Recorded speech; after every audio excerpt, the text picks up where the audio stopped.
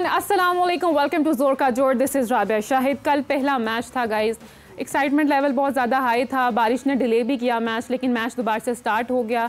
Performance कुछ cricketers की थोड़ी डाउन थी, कुछ की बहुत अच्छी चल रही है। रिजवान और साउथ शकील की जो टीम थी, उनकी जो पार्टनरशिप थी, उनमें उन्होंने मैच बहुत अच्छा लेके गए हैं। सेंचुरी भी हो गई है रिजवान की, तो इस हवाले से आज डिस्कशन करेंगे। लेकिन इससे पहले मैं आपको बताती चलूँ कि हमारे साथ मौजूद हैं हाफिज़ मोहम्मद इमरान साहब, स्पोर्ट्स जर्नलिस्ट हैं, स्पोर्ट्स एंकर हैं। जी हाफिज़ साहब, अस्सलाम वालेकुम and welcome to the show. वालेकुम सलाम, बहुत शुक्रिया राबिया।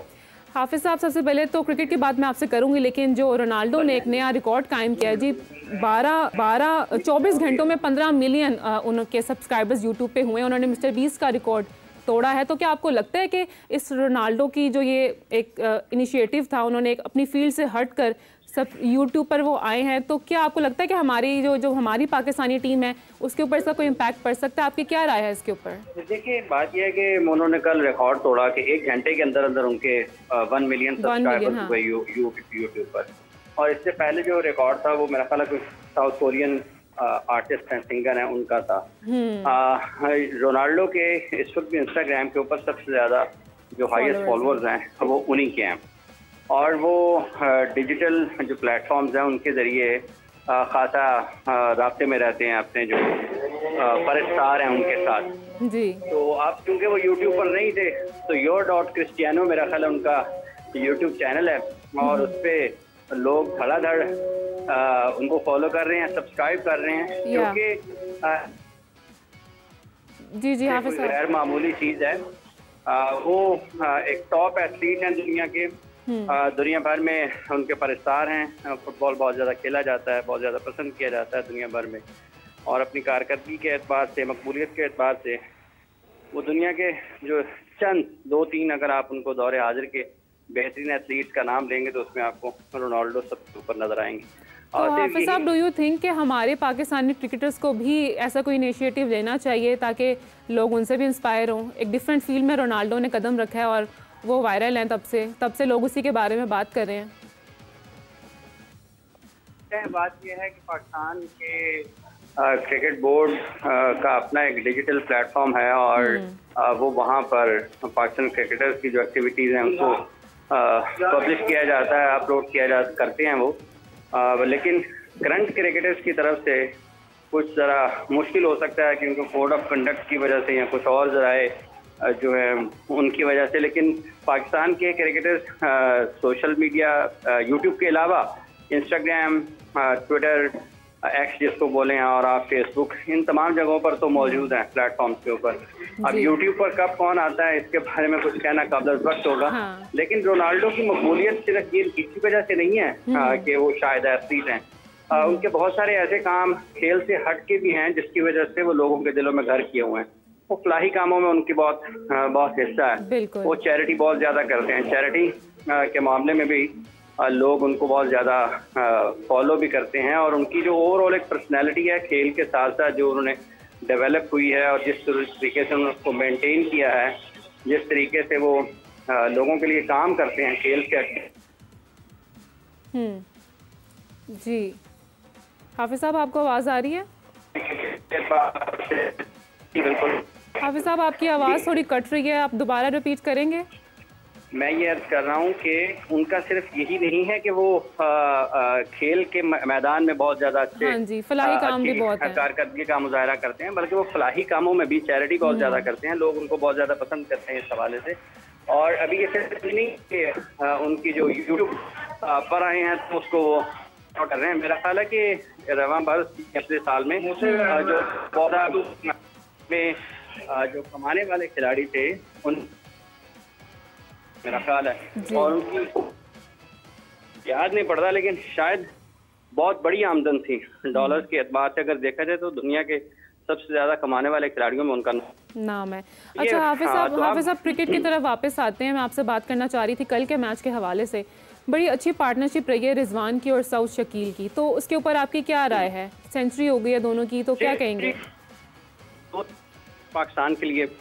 और इसमें एक चीज़ तो ये रही है ना कि जो ये समझा जा रहा था कि शायद बल्लेबाजों के लिए बहुत मुश्किल होगा खेलना, जिस तरीके से पाकिस्तान ने 4 फास्ट बॉलर्स खिलाए, और ये भी कहा गया कि शायद ग्रीन टॉप पिच होगा और बल्लेबाजों के लिए थोड़ा इतना आसान नहीं होगा, वो वाली सूरत हाल बनी नहीं है। जो विकेटें मिली हैं बांग्लादेश को उसमें भी ख़राब शॉट्स जो हैं या फील्डर्स की ज़्यादा बेहतर कारकर्दगी का आप जिक्र कर सकते हैं। बांग्लादेश के फास्ट बॉलर्स वैसे एक चीज़ अच्छी है कि थोड़े फिजिकली फिट नज़र आ रहे हैं। ज़्यादा कुछ जो फास्ट बॉलर्स के लिए जिन चीज़ों की ज़रूरत होती है फिजिक के एतबार से, बांग्लादेश उसके ऊपर काम कर रहा है और आने वाले दिनों में उनको ज़रूर फ़ायदा हो सकता है। लेकिन मौजूदा हालात में जब आप देखते हैं इस टेस्ट मैच के एतबार से, तो पाकिस्तान ने कंट्रोल किया हुआ है और पाकिस्तान के बैटर्स जो हैं, जो कंडीशंस उनको मिली हैं उसका उन्होंने भरपूर तरीके से फ़ायदा उठाया। जो कि टॉस जीता था जी, उनके पास था मौजूद अपना इस टॉस से फायदा उठाने का, लेकिन उनको भी मेरा ख्याल है पिच मिस रीड किया उन्होंने भी और उन्होंने पहले बॉलिंग का फैसला किया। उनका भी यही ख्याल था कि शायद फास्ट बॉलर के लिए मदद मौजूद हुई, लेकिन पाकिस्तान को पूरा हाफिज साहब पहले मैच के डिले होने की वजह से आपको नहीं लगता कि पाकिस्तानी टीम की स्ट्रैटेजी थोड़ी ऊपर नीचे होगी? क्योंकि हमें तो यही था कि शायद अगर पाकिस्तान पहले बॉल करता तो उनके लिए ज़्यादा बेहतर होता। तो अब आगे के लिए क्या स्ट्रैटेजी है स्कोर बोर्ड को बेहतर बनाने के लिए? इसके बारे में कुछ आप वो जो आपके बस में है वही कर सकते हैं। अगर वेदर के बारे में कोई आप ये कर नहीं सकते हैं कि ये इंडोर गेम तो है नहीं, ये आउटडोर है, इस पे नेचर की जो चीजें हैं उनका बहुत बड़ा इम्पैक्ट है। तो वेदर के बारे में आप कुछ कर नहीं सकते, लेकिन उससे हटके भी जिस तरह से ये दोनों की पार्टनरशिप लगी है, तो ये पाकिस्तान का मेरा ये ख्याल है कि अब ये कोशिश सबसे पहले तो इन दोनों का 200 रन से ज्यादा की पार्टनरशिप दोनों कर चुके हैं, सऊद शकील और मोहम्मद रिजवान। सऊद शकील ने इस खित्ते में जितनी भी क्रिकेट खेली है अब तक, पाकिस्तान में श्रीलंका वो गए हैं वहां पर, तो उन्होंने बहुत रन किए हैं। तेज 1000 रन बनाने वाले खिलाड़ी का एजाज भी उन्होंने हासिल किया, उसमें मुश्तरका तौर पर वो आए। और सईद अहमद का हाफिज साहब उन्होंने रिकॉर्ड तोड़ा है, शायद बराबर किया। सईद अहमद भी उसमें है, जावेद मियादाद भी हैं, सादिक मोहम्मद साहब भी हैं, तो अब ये सऊद शकील भी वहां पर आए हैं और उनकी उस कारकर्दगी का सिलसिला जारी है टेस्ट क्रिकेट में। तो ये पाकिस्तान के लिए खुश आइंद है। और इसके साथ साथ पाकिस्तान का जो मिडिल ऑर्डर है, अगर आप उसकी कारकर्दगी का जिक्र करते हैं गुज़िश्ता मैचेस में, तो वो दुनिया में सबसे बेहतर खेल पाकिस्तान के मिडिल ऑर्डर ने पेश किया हुआ है अपनी एवरेज के एतबार से और रन के एतबार से। वेस्ट इंडीज उसमें आखिरी नंबर पर है, ऑस्ट्रेलिया, इंग्लैंड, न्यूजीलैंड, इंडिया सबके सब उसके बाद में है। तो मिडिल ऑर्डर की जो कारकर्दगी है पाकिस्तान की टेस्ट मैचेस में वो बहुत अच्छी रही है माजी करीब में। और ये आदादो शुमार के मुताबिक एक मतलब से फिर वो बात दोहराई गई है जिसमें पाकिस्तान के मिडिल ऑर्डर ने एक मतलब बहुत अच्छे खेल का मुजाहिरा किया है। गुज़िश्ता बरस भी जब न्यूजीलैंड की टीम पाकिस्तान आई थी तो उसमें भी पाकिस्तान की तरफ से बड़ी अच्छी बैटिंग हुई थी, उसमें सरफराज के रन बहुत अच्छे थे। इस मरतबा रिजवान खेल रहे हैं ये वाली सीरीज, तो रिजवान का आगाज भी सीजन का अच्छा हुआ है। सऊद ने अपनी परफॉर्मेंस को कंटिन्यू किया, तो पाकिस्तान के लिए खुशाइंद है। अब अब तक की जो खेल है उसमें तो पाकिस्तान कंट्रोल कर रहा है और ये अच्छा है पाकिस्तान के लिए। अब बाकी आज की अभी मेरा ख्याल है कि 1.5 सेशन लगभग बाकी है, अभी टी के बाद का पूरा सेशन बाकी है, अभी इसमें भी कुछ वक्त बाकी है, तो देखना यह है कि पाकिस्तान इसको कहाँ पर फिनिश करता है। बहरहाल ये एक अच्छा आगाज है पाकिस्तान के लिए सीजन का, जिसमें अब ये आउट होके गए हैं, जैसे शॉट खेले, खराब शॉट खेले, साइम ने खराब शॉट खेला, अब्दुल्ला शफीक ने अनलकी रहे, शान मसूद ठीक है, बाबर पहले दूसरे बॉल पर आउट हो जाए तो आप उसमें भी लक उनकी साइड पर नहीं है, वो जिस तरीके से उनका कैच दिया गया है, तो ये लोग जरूर अब बाहर बैठे दिल बर्दाश्त होंगे कि एक 100 हाफिज साहब दिल बर्दाश्ता तो हैं। हम देखें ना कि बाबर की जो परफॉर्मेंस थी वो तो कोई थी नहीं, लेकिन फिर भी आपकी क्या राय है बाबर की परफॉर्मेंस पर? अनलकी हैं, पहले दूसरे बॉल पर आप आउट हो जाएं तो उसके बहुत ज्यादा आप क्रिटिकल हो नहीं सकते हैं, लेकिन बाबर को भी अफसोस होगा इस चीज का, क्योंकि जिस तरीके से पिच खेल रहा है और जिस तरीके से बॉलिंग हो रही है, तो पाकिस्तान के जो आउट होने वाले बल्लेबाज हैं यकीनी तौर पर उनके ये ख्याल जरूर होगा कि यार हमने एक बड़ी इनिंग्स मिस की है। आप देखें कि साइम अयूब जो कि बहुत अंडर प्रेशर थे लेकिन उन्होंने सेंचुरी स्कोर की है। फिर अभी इन दोनों को देख लें आप, सेकंड न्यू बॉल भी अभी से कुछ देर पहले बांग्लादेश ने लिया है, लेकिन पिच में कुछ ऐसा नहीं है कि जो आपको बहुत ज्यादा मुश्किल करे। कल जब मैच शुरू हुआ है हल्का फुल्का सीम मूवमेंट था, लेकिन आज जब सेकंड डे शुरू हुआ है तो मेरा नहीं ख्याल शायद कुछ बॉल मेरे से रह गए हों जो जहां पर कुछ बल्लेबाजों के लिए परेशानी हो, लेकिन मजमूई तौर पर जो पिच खेल रहा है ये तो बल्लेबाजों के लिए बहुत आसान है। जितने तो भी हाफिज साहब, शरफुल इस्लाम ने भी तो कहा था ना कि उनकी ख्वाहिश है कि वो बाबर को आउट करें, और उन्होंने बाबर को 0 पे है। लेकिन इसका ये मतलब तो हरगिज नहीं है कि मतलब आप बाबर की बैटिंग की सलाहियतें खत्म हो गई हैं, वो अच्छा नहीं खेल पा रहे हैं, उनकी परफॉर्मेंसेस जो उनकी सलाहियत है उससे मुताबिकत नहीं रखती हैं। लेकिन इसका ये मतलब नहीं है कि अगर वो 0 पर आउट हो गए हैं तो वो उनकी बैटिंग की सलाहियतें खत्म हो गई हैं। मैं ये अर्ज कर रहा हूँ कि वो यकीनन उन्हें अफसोस इस चीज का होगा कि उनके पास सीजन को आगाज करने का अच्छा मौका था और वो उन्होंने जाया किया। लेकिन अभी इस टेस्ट मैच में दूसरी इनिंग्स बाकी है, अगर पाकिस्तान दूसरी पारी लेता है, क्योंकि अब तक जो रन हैं उसके मुताबिक तो लगता है कि शायद पाकिस्तान अब कोशिश यही करेगा कि रन ऑन बोर्ड करे मैक्सिमम, और फिर दूसरी बारी का उनको लेने का मौका ना मिले, ये कोशिश होगी। लेकिन अभी अभी दूसरा टेस्ट मैच बाकी है सीरीज का, वो भी रावलपिंडी में खेला जाना है, और उसके बाद एक लंबा सीजन है पाकिस्तान का। तो बाबर से हमें अच्छी उम्मीद रखनी चाहिए। लोग बहुत ज्यादा उसके बारे में बात कर रहे हैं कि उसको ड्रॉप कर देना चाहिए, उसको नहीं खिलाना चाहिए टेस्ट मैचेस में। मेरा नहीं ख्याल कि ये इतनी अच्छी सोच है। आपके टॉप क्रिकेटर्स हैं, आपके हालात अच्छे बुरे होते रहते हैं, आपकी फॉर्म आती जाती रहती है, लेकिन बिलखसूस टेस्ट क्रिकेट में जो आपके स्टेबल और जो आपके वो प्लेयर होते हैं जिनकी शनाख्त होती है, जिन्होंने जो आपकी टीम को स्टेबिलिटी देते हैं, जो आपकी टीम के एस्टैब्लिश क्रिकेटर्स होते हैं, उनको इस तरीके से ड्रॉप करना मुनासिब नहीं होता है। जो खेल के हवाले से हट के चीजें, खेल से हट कर चीजें, उनको और तरीके से आपको डील करने की जरूरत होती है। और जो खिलाड़ी की सलाहियतों के ऊपर जिन चीजों की बातचीत होती है, वो मेरा ख्याल है कि खालिस्तन खेल के मामले में उनको देखा जाना चाहिए। अच्छा हाफिज साहब, जो कल शान मसूद आउट हुए हैं, ड्रॉप कर देना चाहिए। मेरा नहीं ख्याल कि इस किस्म की सोच आपको लेकर जानी चाहिए। जब आपके वो खिलाड़ी जो गुज़िश्ता 3-4 बरस से पाकिस्तान के लिए टेस्ट क्रिकेट खेल रहे हैं, परफॉर्म कर रहे हैं, तो मुश्किल वक्त में उनको इस तरह के मुश्किल वक्त में जब आपके रन नहीं हो रहे हों, तो आपको इस तरह के टॉप क्रिकेटर्स को साथ बैक करने की जरूरत होती है उनकी कारकर्दगी के एतबार से। देखिए, ये भी हो सकता है कि शाहीन आउट ना कर पाए तो क्या इनको ड्रॉप कर देना चाहिए, नसीम आउट ना कर पाए तो क्या इनको ड्रॉप कर देना चाहिए। ये हल नहीं होता है। अगर जिसको आप उसकी जगह पर खिलाएंगे तो उसने भी परफॉर्म ना किया तो फिर क्या करेंगे। लेकिन जो आपके एस्टैब्लिश क्रिकेटर्स होते हैं, उनकी तरफ से आपको स्टेबिलिटी मिलती है, उनकी तरफ से आपको उम्मीद ज्यादा होती है, और वो जो है कॉन्फिडेंस भी आपको मिलता है, और आप उन्हीं की बुनियाद पर आपने अपनी क्रिकेट खड़ी करना होती है। तो वो 0 पर आउट हुए हैं, लेकिन इसका ये मतलब नहीं है कि वो हमेशा ही 0 पर आउट होते रहे हैं, और इसका ये भी मतलब नहीं है कि वो आने वाले मैचेस में भी हमेशा 0 पर आउट होंगे। उनसे बेहतर खेल की हमें तवक्को करनी चाहिए। और अभी एक लंबा सीजन है पाकिस्तान के पास, पाकिस्तान के लिए WTC के फाइनल तक जाने के लिए, उसको अच्छी जगह पर फिनिश करने के लिए ये सीजन अच्छा खेलना है, और उसमें बाबर का किरदार अहम हो सकता है। देखें, पाकिस्तान के लिए ये चीज खुशाइंद है कि शान ने रन नहीं किए, बाबर ने रन नहीं किए, लेकिन उसके बावजूद पाकिस्तान एक अच्छी पोजीशन में आ गए बांग्लादेश, और पाकिस्तान के मिडिल ऑर्डर ने एक मतलब फिर से परफॉर्म किया, तो ये अच्छी चीजें हैं पाकिस्तान के लिए। अच्छा, इसी के साथ हाफिज साहब, शान मसूद के आउट होने को गलत फैसला कहा जा रहा था कि अंपायर की तरफ से गलत डिसीजन था। What do you think about it?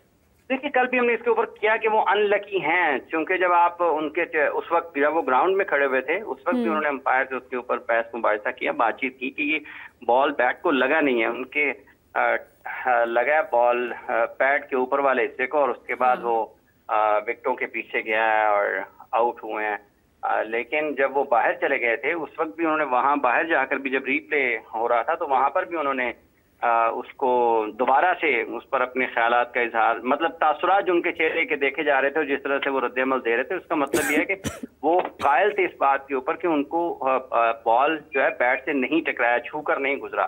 तो अब ये वो अनलकी हैं, यकीनी तौर पर अफसोस उन्हें भी इस चीज का होगा, क्योंकि देखिए पिच जिस तरीके से खेल रहा है, जितने रन यहाँ पर हैं बल्लेबाजों के लिए, तो वो कोई भी बैट्समैन ये नहीं चाहता है कि उसके सीजन का आगाज इस तरीके से हो कि एक अच्छी पिच के ऊपर ओपोजिशन ऐसी है कि वो आपके लिए को बहुत ज्यादा चैलेंज नहीं दे रही है आपको, और आप वहां पर रन करने का मौका गवा दें, तो ये किसी को भी अच्छा लगता नहीं है। तो अनलकी हैं, लेकिन जैसा कि बाबर वाले केस में बात तुमने कहा कि अभी काफी एक लंबा सीजन है, आने वाले दिनों में मौके मिलेंगे कि वो रन स्कोर करें। तो यही चीज शान के लिए भी है, लंबा सीजन है, और वो पाकिस्तान के अली के रन वाले मैचेस में हमें होपफुल रहना चाहिए। अब जो पाकिस्तान की कारकर्दगी है टेस्ट मैच की जी, वो तो अच्छी है, और पाकिस्तान ने कंट्रोल किया है। अच्छा हाफिज साहब, इसी के साथ मेरा आपसे आखिरी सवाल ये था कि साइम अयूब को बहुत क्रिटिसाइज किया जा रहा था कि इमामुल हक को जी रिप्लेस कर दिया है, और उनकी परफॉर्मेंस को भी सोचा जा रहा था कि मे भी कर पाए ना कर पाए, लेकिन उन्होंने अच्छा खासा स्कोर किया, 57 आई गेस। तो उसके ऊपर क्या कहेंगे आप? देखिए, बात यह है कि इमाम को ड्रॉप किसी और वजह से किया गया। टाइम का जो के ऊपर जो क्रिटिसिज्म था वो इस वजह से था कि उनको जो पाकिस्तान क्रिकेट बोर्ड ने या टीम ने, मैनेजमेंट ने, सिलेक्शन कमेटी ने जो मौके दिए हैं वो उसके मुताबिक परफॉर्म नहीं कर पाए। लेकिन मेरा हमेशा पहले काफी पहले से ये ख्याल है कि उसकी जो इंटरनेशनल क्रिकेट में उसकी आमद है या उसको खिलाने का तरीकाकार है, ये ख्याल है कि उसको रेड बॉल से वाइट बॉल की तरफ लेकर आना चाहिए। उसको उस क्रिकेट में जो कि चमक दमक की क्रिकेट है उसके बजाय जो तवील दौरानी की क्रिकेट है उसको वहां से आया जाए। पाकिस्तान क्रिकेट के लिए ज्यादा फायदा पाकिस्तान क्रिकेट को दे सकते हैं। टेस्ट मैच की तरफ से आप देखें कि कल भी उन्होंने शॉट्स तवील दौरानी की क्रिकेट उनकी सोच है। हाफिज साहब, आपकी आवाज बहुत कट रही है। लास्ट बात अगर आप अपनी ज्यादा देर पाकिस्तान ने काम लेना है तो उसके लिए बेहतर यही है कि वो रेड बॉल क्रिकेट से आए। इमाम को काम करना पड़ेगा। अगर उनके खेल में कुछ कमी है तो ड्रॉप होना सम टाइम आपके लिए ये अच्छा भी होता है कि आपको अपनी सलाहियतों को निखारने में और खामियों को दूर करने का एक अच्छा मौका मैसर आता है। बहुत शुक्रिया हाफिज साहब, thank you so much for joining us. आपसे मुलाकात होती है शाम को 4 बजे के शो में। और हमें ज्वाइन किया कादिर ख्वाजा साहब ने, AKA फाख्ता। देखते हैं आज उनके पास क्या खबरें हैं। कल पहला मैच था। जी कादिर साहब, अस्सलाम वालेकुम and welcome to the show. वालेकुम अस्सलाम, आप सुनाएं? ठीक है, अल्लाह का शुक्र। कादिर साहब, क्या खबरें आपके पास? परफॉर्मेंसेस पर आप क्या कहना चाहेंगे? बाबर 0 पर आउट थे, साइम की अच्छी परफॉर्मेंस रही, रिजवान और सऊद शकील ने जो पार्टनरशिप की है बहुत अच्छा स्कोर रन कर लिया उन्होंने, तो क्या कहेंगे सारी खबरों के हवाले से?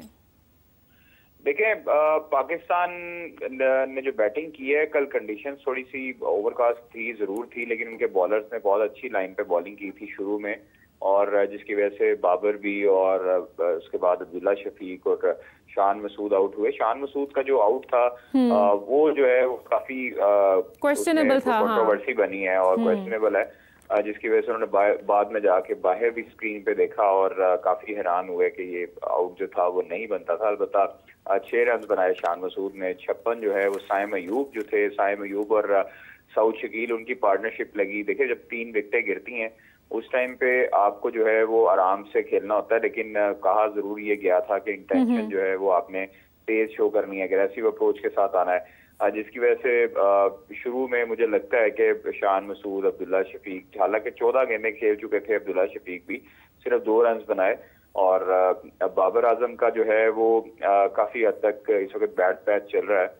देखा जाए तो उनकी गुज़श्ता जो 14 इनिंग्स हैं उसमें वो उन्होंने काफी स्ट्रगल किया है। तो लेकिन जो हमारे मिडिल ऑर्डर में, टेस्ट में जो मिडिल ऑर्डर में सऊद शकील एक ऐसा बैटर आया है जिसने हमेशा से ही पाकिस्तान को लड़खड़ाने से बचाया है। और अब साइम अयूब की जो डेब्यू 50 हुई, बड़ी अच्छा लगा उनकी बैटिंग देखकर, उनका अप्रोच देखकर, जिसमें 4 चौके और 1 छक्का शामिल था। लेकिन अभी फिलहाल जो बात करें सऊद शकील और रिजवान की, तो रिजवान तो हमेशा से ही परफॉर्मेंस देते आए हैं, लेकिन जो इस मरतबा उनकी अप्रोच नजर आ रही है वो काफी एग्रेसिव नजर आ रही है। आप देखिए 174 गेंदों पर 120 रन बना चुके हैं, जिसमें 9 चौके और 2 छक्के शामिल हैं। सऊद शकील 124 रन पर मौजूद हैं, दोनों नॉट आउट हैं। 329 रन बना चुके हैं पाकिस्तान ने, जो कि अभी भी मैं समझता हूं कि कम है रावलपिंडी जैसी पिच पे। रावलपिंडी की पिच पे अगर देखा जाए तो इंग्लैंड ने पहले ही 2 दिन में जो है वो 600 रन बना लिए थे, जिसका प्रेशर ही कुछ और होता है। आप 350 बना लेते हैं, आपके पास बॉलर 4 फास्ट बॉलर्स हैं, 2 अगर आपके पास एक रेगुलर स्पिनर है, एक स्पिनर जो है वो पार्ट टाइम है जिसमें साइम अयूब है, एक सलमान अली आ गए, तो आपको अग्रेसिव अप्रोच के साथ ही बॉलिंग करनी पड़ेगी। तो आपकी विकेट्स जो हैं वो आप उनको 150 तक अब आउट कर सकते हैं, फिर उसके बाद आप उनको टारगेट दें, आपको लीड, आप उनको अच्छी खासी लीड दें। तो ये चीजें अब उनके लिए जो है वो काफी हद तक परेशानी होगी। जो अभी पहली इनिंग में आउट हो गए, जल्दी आउट हो गए, जो 3 बैटर्स थे, बाबर पे प्रेशर होगा, शान पे चूंकि प्रेशर होगा, कप्तान है, और अब्दुल्ला शफीक पे ऑब्वियसली होगा। तो लेकिन साइम अयूब, सऊद शकील, मोहम्मद रिजवान, इन्होंने जो है वो पाकिस्तान को टूटने से बचाया और पाकिस्तान की जो लड़खड़ा रही थी बैटिंग लाइनअप उसको सहारा दिया। तो 124, 120 दोनों अब नॉट आउट हैं, अच्छी बैटिंग कर रहे हैं दोनों। और संभल के बैटिंग कर रहे हैं। एडवांटेज साइम अयूब और सऊद शकील को ये हुआ था कि जब स्पिनर लग गए थे, तो स्पिनर जो है वो पाकिस्तानी विकेटों पर, खासतौर पर रावलपिंडी की विकेट पे जहाँ पे टर्न इतना नहीं हो रहा था, स्पिनर्स के लिए काफी हद तक मुश्किलात थी, तो स्पिनर्स लगाने नहीं चाहिए थे। बांग्लादेशी कप्तान को चाहिए था कि उस टाइम जब फास्ट बॉलर्स लगे हुए थे तो ये नए बैटर्स आए थे, तो इनके ऊपर चार्ज करते, एग्रेसिव अप्रोच के साथ जाते, जिसका फायदा पाकिस्तानी बैटर्स को हुआ और स्पिनर्स के ऊपर काफी डोमिनेट किया साइम ने भी और सऊद शकील ने भी। तो देखिए अब ये फायदा ये है कि हमारा जो अब देखे रिजवान और सऊद शकील जिस तरह की बैटिंग कर रहे हैं, मैं समझता हूं कि इनको अभी अपना अग्रेसिव अप्रोच के साथ अगर जाते हैं तो ये 200 रन भी बना सकते हैं। इनके अंदर अहलियत है कि ये अगर इस तरह अप्रोच के साथ जाते हैं, रिजवान जिस तरह खेल रहे हैं, तो ये अगर 200 या 150 रन बना लेते हैं इंडिविजुअल, तो उसका काफी हद तक फायदा पाकिस्तान को भी होगा।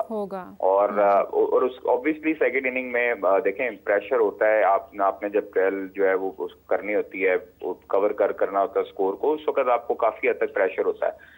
तो 335 रन हो चुके हैं और 4 खिलाड़ी आउट हैं, 87.5 ओवर हो चुके हैं, तो ये पाकिस्तान के हक में बेहतर जा रहा है इस टाइम अभी तक तो कादिर बेहतर ही जा रहा है। लेकिन यहाँ पर मेरा आपसे एक और सवाल था, मेरे जहन में आ रहा पीसीबी के हवाले से कि एहसानुल्लाह के फादर ने पहले भी ये क्वेश्चन रेज किया था कि उनके बेटे की जो क्या कहते हैं सेहत है वो ठीक नहीं है, सवात में सही से केयर नहीं हो रही है, उन्हें लाहौर के एनसीए में शिफ्ट किया जाए, लेकिन पीसीबी सीरियस क्यों नहीं ले रही है? तो क्या वो अपने खिलाड़ियों की जो फिटनेस है उनसे पीछे हट रही है? क्या कहेंगे इस हवाले से? देखिए पीसीबी सीरियस है। पीसीबी ने मुतअद्दिद मरतबा एहसानुल्लाह को कहा कि आप रिहैब करें एनसीए में आके। एहसानुल्लाह अपने साथ खुद सीरियस नहीं है और हम काफी दफा जो है उनको देख भी चुके हैं कि उनके नॉन सीरियसनेस की अंदाजा आप यहाँ से लगा लें कि उनकी सर्जरी हुई है और उनको पीसीबी ने कहा कि आप रिहैब करवाएं, आप मसाज करवाएं एनसीए में आके। उनके लिए सर्दियों में जो है वो टेम्परेचर कंट्रोल पूल का जो है वो इंतजाम किया गया, लेकिन वो वहां पर नहीं आते। कलमा चौक एक अकेडमी है, क्रिकेट अकेडमी, वहां पर जाकर वो अब बच्चों के साथ जो है उनको तरबियत देते रहे। और फिर उसके बाद अब जब पाकिस्तान क्रिकेट बोर्ड ने उनको कहा कि सवात में जाएं, आपका वहां पर रिहैब होगा, तो वहां पर रिहैब ठीक तरीके से नहीं हो रहा।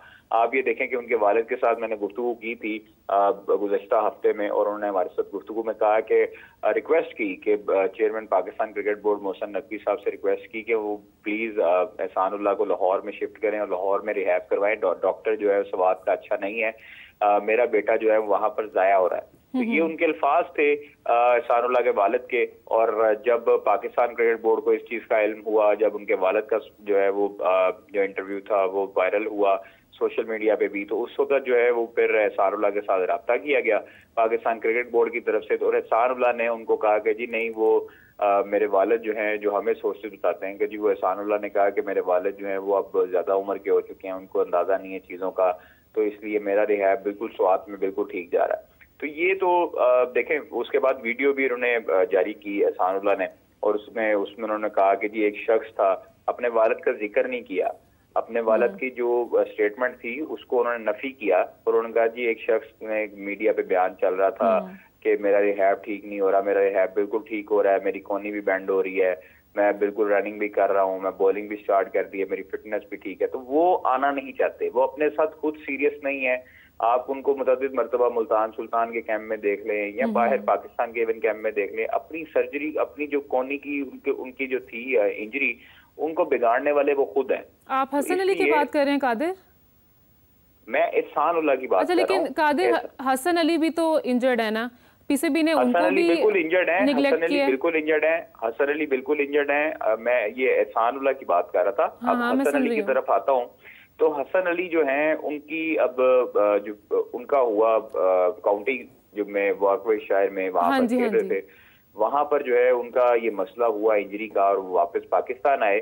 तो उन्होंने पाकिस्तान क्रिकेट बोर्ड से रिक्वेस्ट की कि जो उनका इलाज तो फ्री होगा, उनकी इंश्योरेंस है वहां पर, उनका इलाज तो फ्री होना है। डॉक्टर का टाइम तो पीसीबी ने उन्होंने रिक्वेस्ट की थी डायरेक्टर इंटरनेशनल से उस्मान वाला से, और उनको कहा था कि जी मेरा ये रहने का और वहां पर जाने का बंदोबस्त पाकिस्तान क्रिकेट बोर्ड कर दे, जिसके बाद पाकिस्तान क्रिकेट बोर्ड ने इस चीज की हामी भी भरी थी गुज़श्ता 1-2 हफ्ते पहले। लेकिन हुआ ये है कि पाकिस्तान क्रिकेट बोर्ड जब बैठा है, बोर्ड बैठा है, तो उसके बाद इंटरनेशनल डिपार्टमेंट वाले लोग बैठे हैं, उन्होंने कहा जी कि ये पाकिस्तान से हमने इसको बिल्कुल सही सलामत भेजा था इंग्लैंड में, वहां पर काउंटी खेलने के लिए। तो हसन अली वहां पर इंजर्ड हुआ है, तो काउंटी का ये फर्ज बनता है कि वो अपने प्लेयर का टेक केयर करे, ठीक है। तो फिर काउंटी को उन्होंने राब्ता किया, काउंटी को ईमेल की, और काउंटी को जो है वो जाकर वहां पर उन्होंने राब्ता करके कहा कि वहां पर हसन अली का इलाज करवाया जाए। तो काउंटी एग्री कर गई है इस चीज पर। अब जो है वो हसन अली जो है वो काउंटी के खर्चे पर वहां जाएंगे और इलाज करवाएंगे। पहले जो था वो पाकिस्तान क्रिकेट बोर्ड इस चीज पे एग्री था, लेकिन उसके बाद जब पाकिस्तान क्रिकेट बोर्ड ने राब्ता किया वॉरविकशायर के साथ, तो वहां पर काउंटी के साथ उन्होंने उनको एग्री किए करवाया कि आपका प्लेयर है, आपकी काउंटी सीजन खेल रहा था तो इंजर्ड वहां पर हुआ, तो इसलिए उसका खराजात, उसके जो इलाज है वो आपके जिम्मे है। तो फिर वहां पर काउंटी ने इसको एग्री किया और काउंटी के लिए अब काउंटी तमाम तरह खराजात उसके कवर करेगी। अच्छा कादिर, सिंस कल से रोनाल्डो भी बड़ा वायरल है, उन्होंने 24 घंटों में 15 मिलियन सब्सक्राइबर्स यूट्यूब पर हासिल किए हैं, तो आपको क्या लगता है कि हमारे पाकिस्तानी क्रिकेटर्स को भी क्या ये अप्रोच लेनी चाहिए अपने फैंस को, अपने फॉलोअर्स को इंस्पायर करने के लिए? क्योंकि एक अच्छा इनिशिएटिव था, सिंस रोनाल्डो की फ़ैन फॉलोइंग भी अच्छी है, वो फलाही काम भी बहुत करते हैं, तो हमारे पाकिस्तानी क्रिकेटर्स के लिए इसमें क्या मतलब आपको नज़र आ रहा है? देखें, क्रिस्टियानो रोनाल्डो का जो कद काठ है वो हमारे पूरे पाकिस्तान के क्रिकेट स्क्वाड से भी ज्यादा है। पूरी दुनिया में उनकी फेम है, और उनके जो फॉलोअर्स जो एक्स पर भी हैं, उनके जो फॉलोअर्स दीगर सोशल मीडिया प्लेटफॉर्म पर हैं, वो पूरी दुनिया से ज्यादा हैं। आप विराट कोहली को देख लें, विराट कोहली के भी पाकिस्तानी क्रिकेटर से बहुत ज्यादा हैं, क्योंकि आबादी भी मैटर करती है पाकिस्तान में, क्योंकि 25 करोड़ आवाम है, लेकिन 25 करोड़ के पास मोबाइल नहीं है, सोशल मीडिया की एक्सेस नहीं है। और यहाँ पर जिस तरह के हालात चल रहे हैं, सोशल मीडिया वैसे ही जो है वो चल नहीं रहा, जिसकी वजह से काफी हद तक परेशानी का सामना भी है। लेकिन मैं समझता हूँ कि पाकिस्तानी क्रिकेटर्स में से बाबर आजम इस टाइम पर वाहिद हैं जिनकी पोस्ट जब लगाते हैं तो आगे रीच जो है वो काफी हद तक बढ़ती है। लेकिन क्रिस्टियानो रोनाल्डो की फैन फॉलोइंग पूरी दुनिया में है, पाकिस्तानी क्रिकेटर्स की भी दुनिया भर में है, लेकिन जहां पर यूरोपियन ममालिक में क्रिकेट को पसंद नहीं किया जाता, तो क्रिकेट की जगह फुटबॉलर जो हैं उनको ज्यादा प्रमोशन मिलती है, और वो ज्यादा हद तक जो है वो मैं समझता हूँ कि क्रिकेटर से ज्यादा फेम हासिल करते हैं। तो आप एक तरफ बेसबॉल को देख लें, एक तरफ आप बास्केटबॉल को देख लें, एक तरफ आप MMA फाइटर्स को देख लें, तो ये जहां पर देखी जाती हैं और जहां पर ममालिक ज्यादा है, आबादी ज्यादा है, वहां पर उस खित्ते में उसको प्रमोशन भी मिलती है। पाकिस्तान में सिर्फ एक गेम है क्रिकेट, उसकी फैन फॉलोइंग के लिहाज से बाबर आजम की फैन फॉलोइंग बिल्कुल ठीक है और बिल्कुल अच्छी रीच जाती है। लेकिन अगर आप ओवरऑल बात करेंगी, जिस तरह क्रिस्टियानो रोनाल्डो है, जिस तरह मेसी हैं, और बाकी दीगर जो फुटबॉलर्स हैं, जो दीगर MMA फाइटर्स हैं, दीगर जो बेसबॉल के प्लेयर हैं, बास्केटबॉल के प्लेयर्स हैं, तो उनकी उस लिहाज से जो है वो उनको रीच मिलती है। उनका कंपैरिजन पाकिस्तानी क्रिकेटर्स के साथ नहीं किया जा सकता। अलबत्ता पाकिस्तानी क्रिकेटर्स के ऊपर काफी हद तक पाबंदियां भी Pakistan cricket board media department की तरफ से होती हैं, Pakistan cricket board operational department की तरफ से भी होती हैं कि आपने ये पर्सनल अकाउंट पे नहीं लिखना, आपने ये नहीं लिखना, आपने वो नहीं लिखना, आपने जो प्रमोशन करनी है उसका भी पहले NOC लेना है, आपने पूछना है पहले। फिर ये 100 चीजें जब आपके ऊपर आती हैं, एक लागू होती हैं, आपके ऊपर इम्पोज होती हैं, तो फिर उस वक्त जो है वो आपको काफी हद तक परेशानी का सामना भी करना पड़ता है, और आप जान छुड़ाते हैं कि यार अब क्या सोशल मीडिया को करना कि पहले 10 बंदों से पूछा जाए, फिर उसके बाद मैनेजर जो है वो उनका प्लेयर्स का मैनेजर जो है वो डील करे, उसकी कमीशन अलहदा होती है, तो वो चीजें मैटर करती हैं। तो इसलिए ये कंपैरिजन बिल्कुल नहीं बनता है क्रिस्टियानो रोनाल्डो के 15 मिलियन फॉलोअर हो गए हैं एक दिन में और बाबर आजम के क्यों नहीं होते। तो बाबर आजम की जो फैन फॉलोइंग है वो एशिया में है, उसके बाद और ऑस्ट्रेलिया में है, जिधर जिधर क्रिकेट होती है वहां पर जरूर है। लेकिन जहां पर क्रिकेट को नहीं देखा जाता, जो यूरोपियन ममालिक हैं, जो अरेबिक ममालिक हैं, इवन सऊदीया में अब फुटबॉलर्स हैं, उसको अल नसर क्लब की तरफ से खेलते हैं क्रिस्टियानो रोनाल्डो, वो स्टेट गेस्ट में होते हैं, किंग के गेस्ट होते हैं। तो ये चीजें जो है वो मैटर करती हैं। अगर बाबर आजम फुटबॉलर होते तो यकीनी तौर पर उनके भी इतने फॉलोअर्स होते हैं। एग्जैक्टली राइट, सही बात की आपने कादिर, बिल्कुल। और कादिर, मेरा आपसे ये भी सवाल था कि जे शाह की जो ICC प्रेसिडेंसी रूमर सामने आ रही हैं उस पर आपकी क्या राय है? इससे पाकिस्तान की क्रिकेट पर और ICC के डिसीजंस पर क्या फ़र्क पड़ सकता है? देखिए, फर्क कुछ नहीं पड़ना। BCCI की हमेशा से ही अगर देखा जाए तो BCCI हमेशा से ही डोमिनेट करता है हर बोर्ड के ऊपर, क्योंकि $1 बिलियन बोर्ड है और उसका रख रखाव भी काफी हद तक ज्यादा है। तो मैं समझता हूँ कि जे शाह को अगर प्रेसिडेंसी मिलती भी है तो उससे नुकसान पाकिस्तान में क्या हो सकता है ज्यादा से ज्यादा कि पाकिस्तान इंडिया की सीरीज नहीं होगी। तो इसलिए ये देखें, ये चीजें मैटर नहीं करती हैं। आपकी एहसान जो पहले थे हमारे जो चेयरमैन पाकिस्तान क्रिकेट बोर्ड थे एहसान मानी, वो भी प्रेसिडेंट रह चुके हैं, मुतअद्दिद पाकिस्तानी भी प्रेसिडेंट रह चुके हैं। इससे कोई फर्क नहीं पड़ता। जो पॉलिसीज आती हैं वो सबके साथ सामने वाज़ेह होती हैं और फिर उसके बाद उसको इम्प्लीमेंट करना, उसके बाद उनको जो रेवेन्यू शेयरिंग है वो करना, वो मैटर करती है। तो उसके लिहाज से पाकिस्तान क्रिकेट बोर्ड को हिस्सा बिल्कुल ठीक आता है, और वो चाहे इंडियन हो या दीगर जो है वो कोई भी बोर्ड का सरबराह आकर लगेगा तो वो कोई उससे फर्क नहीं पड़ता है। एशियन क्रिकेट काउंसिल का जो है वो अगला सरबराह जो है वो पाकिस्तानी होंगे। तो इसलिए फिर वो फायदा नुकसान अगर आपने पर्सनल हो जाना है तो फिर आपको पूरी दुनिया बैशिंग करती है। तो ये चीजें फिर मैटर करती हैं कि आप उस टाइम पर फिर बड़ा देख दिखा के चलते हैं। जब आपको कोई ओहदा मिलता है तो फिर उस टाइम पर आपको पर्सनल ग्रज से बाहर निकलकर बाकी जो बोर्ड मेंबरान होते हैं, फिर आप आईसीसी के हेड होते हैं, तो फिर आईसीसी के हेड के तौर पर आपको सोचना पड़ता है और दीगर तमाम बोर्ड्स के साथ अच्छे तरीके से चलना पड़ता है। बिल्कुल। अच्छा कादिर, साइम अयूब को बहुत ज़्यादा क्रिटिसाइज़ किया जा रहा था कि जी इमाम को रिप्लेस किया है, इमाम की परफॉर्मेंस ज़्यादा अच्छी है, साइम प्ले नहीं कर पाएगा अच्छा, लेकिन उन्होंने तो अच्छी खासी परफॉर्मेंस की है, 57 उनका स्कोर था। तो उसके ऊपर आपकी क्या राय है? देखें, इमामुल हक को जो क्रिटिसाइज किया जाता रहा वो उनकी इंटेंट की वजह से किया जाता रहा, वो उनकी डिफेंसिव अप्रोच की तरह से किया जाता रहा।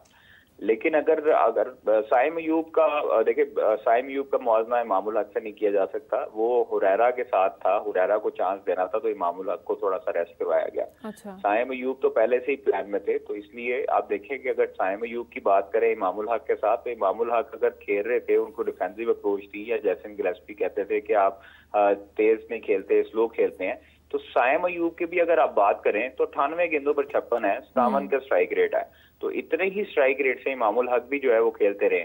फर्क तो कोई वाज़ेह नजर नहीं आया हमें कोई इस तरह बड़ा कि जी साइम अयूब आए और 56 करके जाए 23 गेंदों पर या 36 गेंदों पर। टेस्ट मैच में अगर आपने तेज क्रिकेट खेलनी है तो ये तो फिर रवायती एक टेस्ट क्रिकेट आ गई कि आपने 56 किया है 98 गेंदों पर, जिसमें 4 चौके और 1 छक्का है, 57 का स्ट्राइक रेट है, तो वह बस आपका चल रहा है। तो बाकी आप नीचे आएंगे तो बाकी नीचे जो है वो रिजवान इससे ज्यादा तेज खेल रहा है, फिर इसका मतलब है कि 68 का उनका स्ट्राइक रेट है, 179 गेंदों पर 123 किया है। तो ये चीजें तो आपको टेस्ट क्रिकेट का हुस्न ही ये है कि आपने उसको विकेट्स को संभालना है, उसको फिर आपको जो लूज बॉल मिले उसमें आपने गैप तलाश करने हैं और आपको बआसानी मिल भी जाता है। तो ये इमामुल हक के साथ कंपैरिजन करना ये गलत है कि इमामुल हक एक सीनियर खिलाड़ी हैं, वो रैंकिंग में भी आ चुके हैं दुनिया की, और उन्होंने स्कोर्स भी किया है काफी अच्छी, उन्होंने सेंचुरीज भी करते रहे हैं, पाकिस्तान को मैचेस भी जितवाए। अच्छा कादिर, लास्टली आपके पास एमएमए से रिलेटेड क्या खबरें हैं, मिक्स्ड मार्शल आर्ट्स, क्या आपके पास खबर है लेटेस्ट उसके हवाले से? देखिए, मिक्स मार्शल आर्ट्स का जो एशियन चैंपियनशिप है उसका फाइनल मुकाबला आज होगा। गुज़श्ता रोज जो सेमीफाइनल हुआ उसमें 38 मुकाबले हुए, जिसमें जो पाकिस्तानी हैं उन्होंने जो 6 पाकिस्तानी हैं उन्होंने क्वालिफाई किया है फाइनल के लिए, और अब्दुल मनान, रिशान अकबर, शहाब अली, बानो भट्ट ने बड़ा अच्छा मैच कल खेला। बानो भट्ट ने जो खुशबू निशात हैं रवायती हरीफ भारत की जो फाइटर थी उनको नॉकआउट किया और फाइनल के लिए क्वालिफाई किया। आज जो है फाइनल मुकाबलों में आज 22 फाइट्स होंगी, जबकि फाइनल में 6 जो है वो कौमी फाइटर्स का मुकाबला होगा। ईमान अली और बुशरा अहमद जो हैं वो टेक्निकल रीजंस की वजह से पहले ही से ही फाइनल के लिए क्वालिफाई कर चुकी हैं। तो फाइनल में पाकिस्तान के 3 जो है वो मेंस फाइटर होंगे, जबकि 3 फीमेल फाइटर्स मुकाबला करेंगी, और आज दोपहर 3 बजे से जो है वो फाइनल का आगाज हो जाएगा। जी ओके, सो मेरे पास एक और बात ही करने के लिए आपसे क्रिकेट के हवाले से कि हसन महमूद जो हैं बांग्लादेश के बॉलर, उन्होंने कहा है कि स्पिनर्स को ना खिलाना मैनेजमेंट का फैसला था। तो इसके ऊपर आपकी क्या राय है कि इससे क्या फील्डर्स ज़्यादा बेहतर परफॉर्म किया उन्होंने, या क्या कहते हैं कि उन्होंने स्टार्टिंग में ही बहुत अच्छे से फटाफट से जो है विकेटें गिराई थी पाकिस्तान की? तो इसके ऊपर आपकी क्या राय है? सॉरी, मुझे दोबारा सवाल रिपीट कीजिएगा। कादिर, मैं बात कर रही थी कि जो बांग्लादेश के बॉलर है ना हसन महमूद, उन्होंने कहा था कि स्पिनर्स को ना खिलाना मैनेजमेंट का फैसला था और फील्डर की मदद से उन्होंने पाकिस्तान को बहुत जल्दी से आउट कर लिया था। 4 विकेटें बड़ी आराम से बहुत जल्दी से गिर गई थी। तो इसके ऊपर आपकी क्या राय है? जी कादिर, आप हमारे साथ हैं? कादिर, आप हमारे साथ हैं लाइन पर?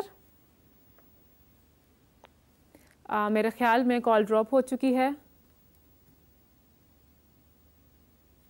वेल ख़बरें तो चल ही रही थी और हम कादिर ने हमारे साथ काफ़ी इंफॉर्मेशन जो है वो शेयर की है MMA के हवाले से भी, क्रिकेट के हवाले से भी, और जो रोनाल्डो के बारे में उन्होंने बात की कि रोनाल्डो के जो कद काट के मुताबिक यहाँ पर कोई ऐसा क्रिकेटर नहीं है जिसका ऑब्वियसली रोनाल्डो की इंटरनेशनल फ़ैन फॉलोइंग है, लेकिन हमारे क्रिकेटर्स की भी है। बाबर बहुत इंटरनेशनली देखे जाते हैं, पसंद किया जाता है उन्हें, लेकिन ये इनिशिएटिव थोड़ा डिफरेंट है कि आप अपनी फील्ड से हटकर दूसरी फील्ड में स्टेप इन कर रहे हैं, लोगों को इंस्पायर कर रहे हैं। एक डिफरेंट फील्ड है, डिफरेंट इनिशिएटिव है, कुछ उससे अच्छा मैसेज आ सकता है और आप कोई डिफरेंट चैरिटी वर्क भी कर सकते हैं उसके थ्रू। तो चलिए आज का जो प्रोग्राम था वो यहीं तक था। आगे देखेंगे कि पाकिस्तान की जो परफॉर्मेंस है वो कहाँ तक पहुँचती है। अभी आज दूसरा दिन है टेस्ट सीरीज़ का, तो देखते हैं आगे क्या होता है। इसी के साथ मुझे दीजिए इजाज़त, आपसे मुलाकात होगी इंशाल्लाह कुछ देर बाद। तब तक के लिए बाय बाय।